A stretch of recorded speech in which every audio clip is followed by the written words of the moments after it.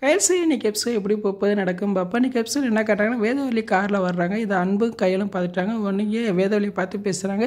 நீ எத்தனை நாள் ஆண்டி இப்படியே கோவமாகவே இருப்பீங்க, கொஞ்சம் மனசு மாறலாமல. இப்போ அன்பு போலீஸ் ஆகிட்டா, அவன் நிறைய சம்பாதிக்கிறான் அப்படின்னு சொல்கிறாங்க. நடந்த பிரச்சனைக்கு உங்கள் காலில் விழுந்து கூட நான் மன்னிப்பு கேட்குறேன் அப்படின்னு சொல்கிறாங்க. அப்போ வேதவள்ளி சொல்கிறாங்க, நான் பட்ட அவமானத்துக்கு நீ காலில் விழுந்து எல்லாம் சரியாயிருமா, உன் தம்பி போலீஸ் ஆகிட்டா உடனே நான் பழசெல்லாம் மறந்துடுவேன்னா, அதெல்லாம் என்கிட்ட நடக்காது அப்படின்னு சொல்லி கார் எடுத்துகிட்டு போயிடுறாங்க. அதுக்கப்புறம் பார்த்தா கையில் பெரிய ஹோட்டலில் செஃப் வேலைக்கு ஜாயின் பண்ணுறாங்க. கையில் அந்த ஹோட்டல் நல்லா சுற்றி பார்க்குறாங்க. கையலுக்கு அந்த வேலை ரொம்ப பிடிச்சிக்கிருச்சு.